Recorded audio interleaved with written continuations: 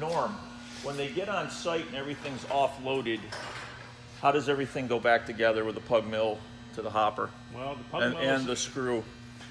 Everything's pretty self-explanatory. There's only one way you can put this stuff together. You can't put it backwards or turn it around. It will not line up. It will not fold up.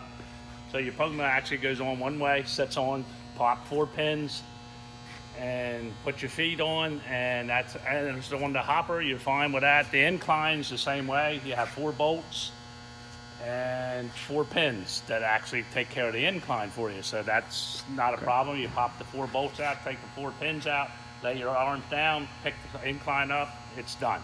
1 rubber boot hooks up to your cross screw, tighten the rubber boot up, and you're good to go. And as far as the hopper, you got lifting lugs on each end. Get an on-site crane in, pick up the hopper, set it on a flatbed, and you're good to go.